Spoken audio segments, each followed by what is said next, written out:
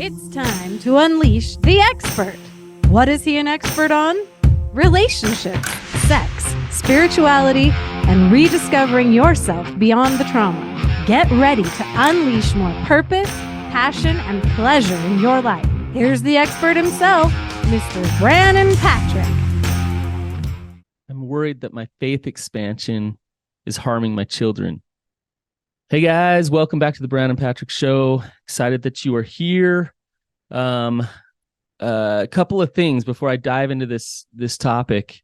First off, my groups are going to start. So go to the brannonpatrickshow.com and you can find an application there. You might be wondering, who are these groups for? These groups they're Reclaim Your Heart groups. So they're for anybody who's struggling to feel a sense of purpose in your life, anybody who's in a rut, anybody who's stuck in an addiction, anybody who wants to break free a little bit, be more authentic, have better boundaries, have better relationships, not live in fear, not live in shame.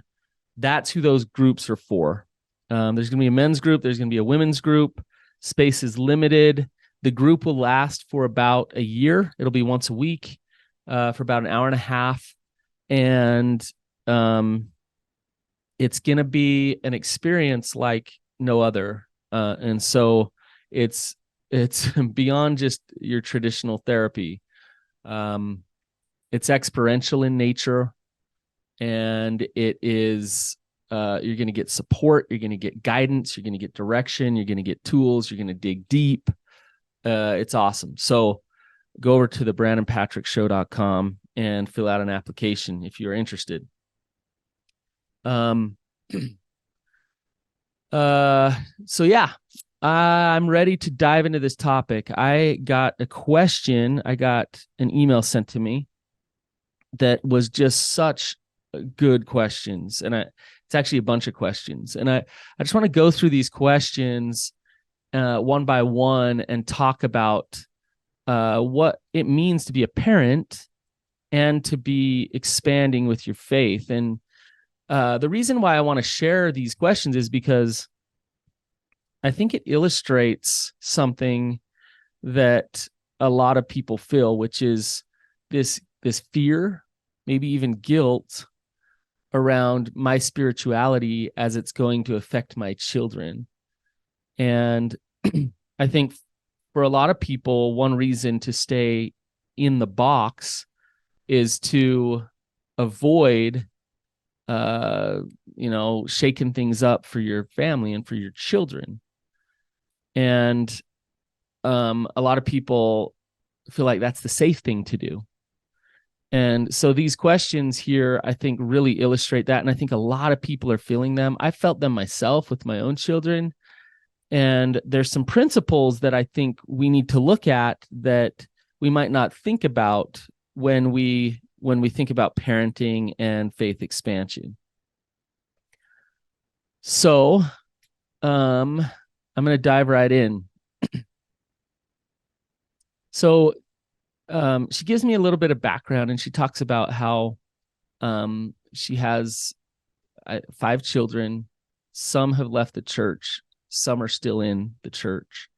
They're older children, and the youngest is something like 12, 13 years old. Okay. And, throughout her life, she's had her own journey of faith. She's had her own struggles with the church and really kind of kept those under wraps until the last few years. And so here's some of the questions. How do I talk to my kids about a change of feelings and views around religion when I feel unsteady and unsure of my beliefs without leading them astray? Okay. So I'm going to address these questions one by one. Okay.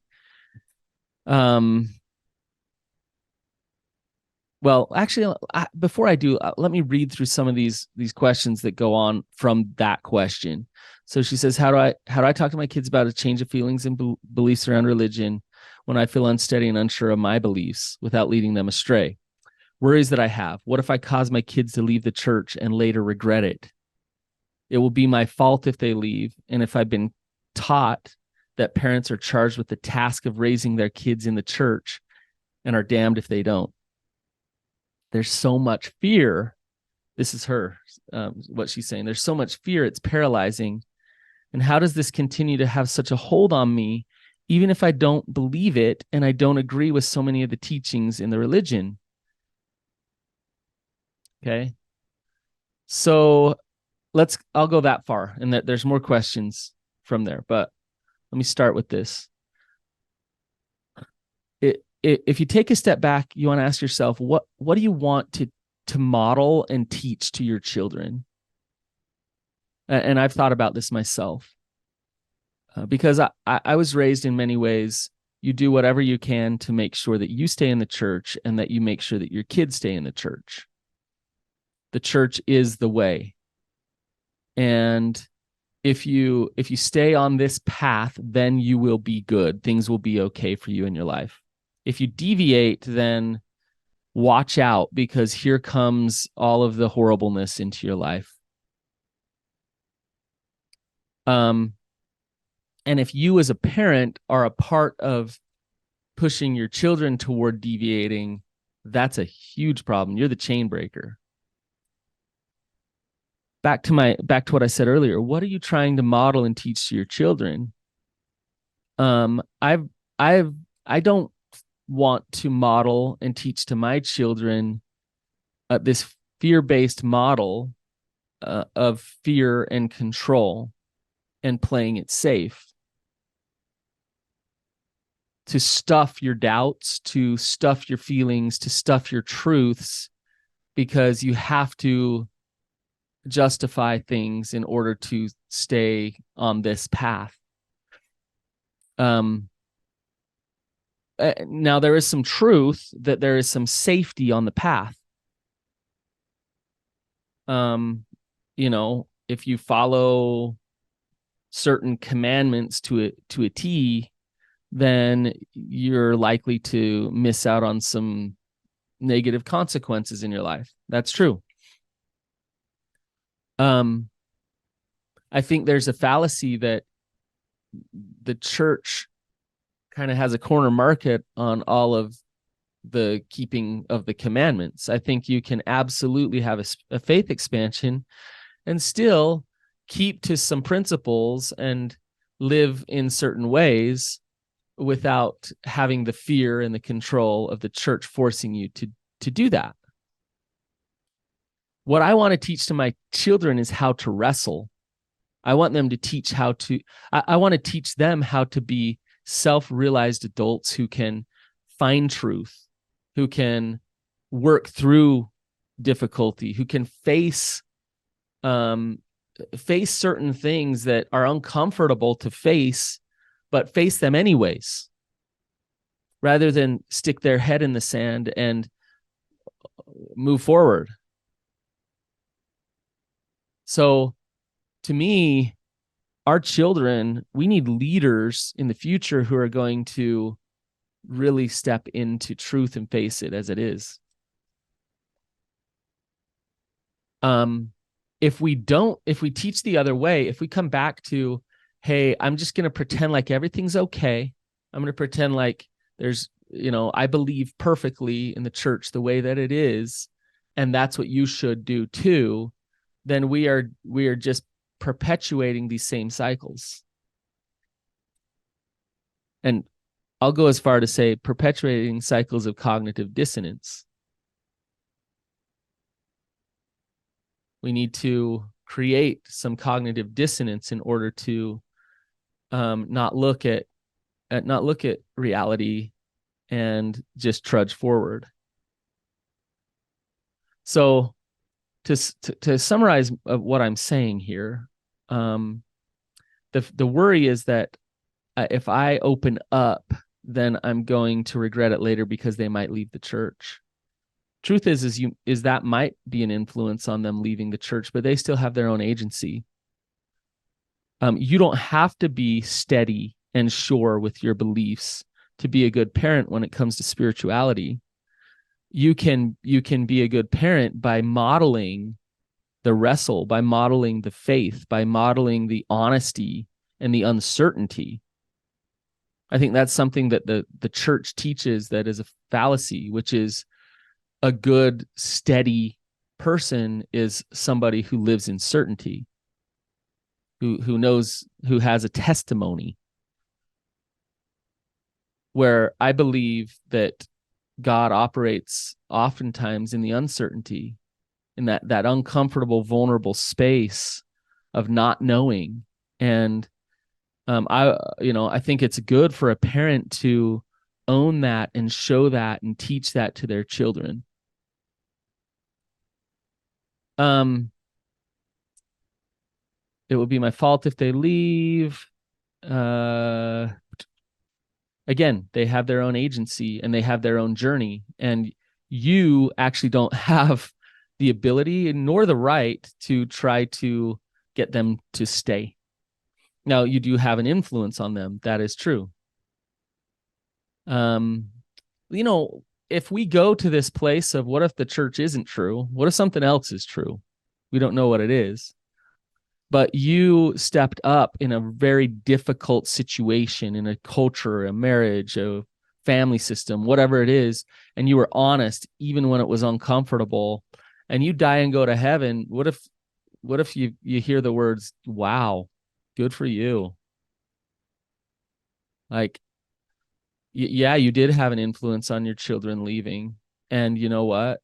That made all the difference. Rather than follow what you should and what's been indoctrinated and fear-mongered into you, what is your gut telling you? What is your intuition telling you? So, and she says, so much fear, why? It's paralyzing. And how does this continue to have such a hold on me, even if I don't believe it?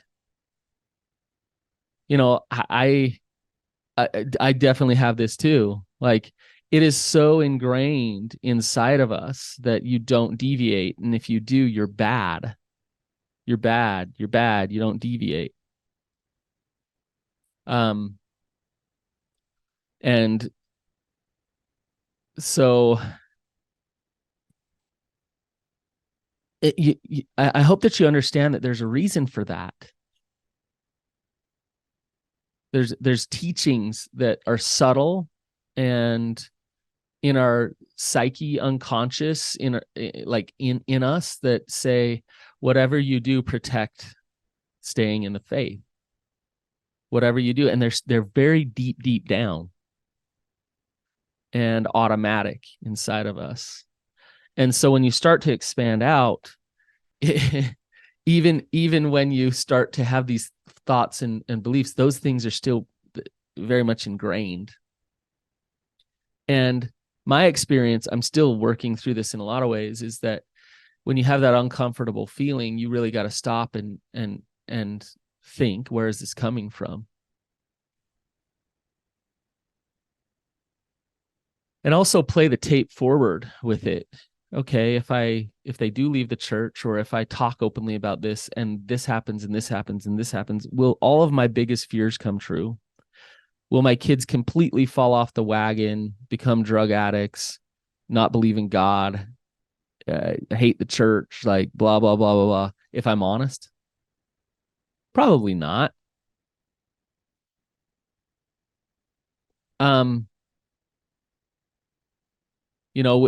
If we believe that if you let go of the rod, you're automatically in the great and spacious building, you're damned, you're not moving forward. Yeah, we'll do everything we can as parents to make sure our kids don't do that. But if we believe that if you let go of the rod some, and you actually find some connection to some real truth, to God, you experience some growth that you otherwise wouldn't have experienced had you not listened to your doubts, then you want that for your children. You desire your children to have that.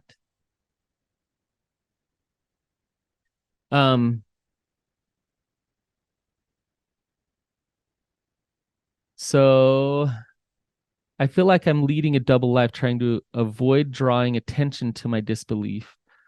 some of the gospel topics because I want to protect myself and my kids from being rejected or turned into a service project with the church.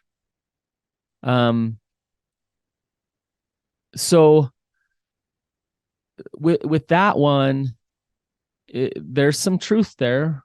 If you become one of the fallen or the inactives or the ones that don't have testimonies, the questioners, then how are your neighbors going to respond? Here's my response to that. I'm in the process of going through this myself, and I actually was texting my bishop this week, and he responded so amazingly well, and he just I said something like, yeah, I might not have the strongest testimony of someone in the ward, but I just want you to know that I love to serve and help people and things like that. And he wrote back, like, basically, and not in these words, but he wrote back, hey, you and your wife are the best, and we're so glad to have you just coming around. And what I found is, if people reject me because of my beliefs, then they're not my friends anyways. And if they want to, if they want me just because they want me in the religion, then they're not my friends anyways. If I leave and they reject me, no thank you. If I leave and they have to force me back into being in the religion in a certain way, no thank you. If I leave and they're curious and they're my friends and they still want to connect to me, that to me is the gospel in action. There might be some rejection there, but it's not that scary. I think people on the other end of it know that, but when you're in front of it, it's like, oh my gosh, what will people think? Are you going to spend your life and parent your children out of the fear of what others might think or do? Versus, are you going to step into it? Here's the other thing that's happened that I've kind of experienced is a lot of the neighbors and friends around me are actually grateful and feel safety and feel comfort that I am where I'm at and I'm authentic about that, so that they can open up too, and they can be honest too about how they're feeling. And if they turn me into a service project and come rake my leaves or bring me dinner, then hey, why not? Hey, whatever. Thank you. On one hand, I feel like I'm blessing my kids, my kids who have left. So I've changed the words here a little bit. On one hand, I feel like I'm blessing my children that have left with them, with my questions and concerns. I hope they don't feel the pressure to conform, because they know it's okay, maybe even normal, to disagree with some of the topics, and that they will feel relief knowing that I don't think they are broken. Okay. So I definitely lean toward that side of things. Almost like I'm giving them permission to just be who they are. I wish I had been given that. Okay. So if you're feeling that way, I think there's an answer there that, you can really hear the wrestle between what has been ingrained and indoctrinated into us versus what your gut is telling you. On one hand, it's I shouldn't speak about my doubts. I should raise my children in the church. I should not deviate at all. And then the other side of things is like, man, I feel like I give my children space, safety, permission. It helps me be able to connect to them. But I wish I had been given that, but I still feel guilty about it and worry that I'll be held accountable on Judgment Day. See, you can hear it. You feel guilty about opening up space, permission, connection, and safety for your children. There's something broken here. There's something in the way. that's causing some suffering. And I think the church would say, what's in the way is your doubts, get back in line. And what I would say is, what's in the way is your shoulds and your indoctrination. And if you can surrender that and let that go, it's scary because there's so much behind it saying you're doing something bad. And we don't want to do anything bad.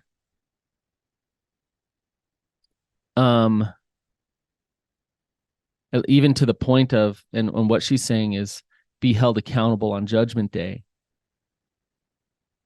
Really, what this comes back to, I was talking to a good friend the other day, and she's going through something very similar with her children. And what it comes back to is her unsteadiness and wavering in where she's at. Now, that doesn't mean that she needs to be certain about God and all of her spirituality and all of those things, but she can be confident in her progression and confident in her journey. And if she shows up that way with her children will feel her strength and her confidence as she navigates through her faith expansion. Now, if she's feeling a lot of shame and guilt and I'm doing something wrong, and then the children will pick up on that, and the energy they'll feel is, oh my gosh, like mom isn't safe. I can judge mom. I have a friend whose kids are all in the church, and wife is in the church still, and he's not. And the kids are like going to the bishop and talking about how to deal with, their fallen away father, their dad who is bad, basically. And the wife actually perpetuates that because she's looking at him like, look, you're falling away, you're bad, what's wrong with you? And whereas he's expanding, he's feeling like, man, I'm actually feeling more freedom and honesty and connection to God, and not just drinking it all in. Is he the bad one? I don't think so. I actually think he's courageous, kind of. He needs to take it a step further of being not ashamed about his expansion. I'm not ashamed that I am who I am, and I want to show my children that it's okay that I am where I'm at. And you know what? Like, I'm not going to believe that I'm the fallen one myself. You might all believe it around me, but I'm not going to show up that way. And I don't believe that that's what I am. Because if you buy into those thoughts and those lies, then your energy is going to be shame and guilt and fear. And then you will look like, you'll feel like, I don't know if the bad one is the right word, but like the one that doesn't really know what the heck is going on. Now, this is easier for me to say. It's going to take a process of some real surrender, some real, I would say, I look at this as spiritual trauma work, to let go of faulty beliefs that are getting in the way of you being fully knowing yourself and realizing who you are.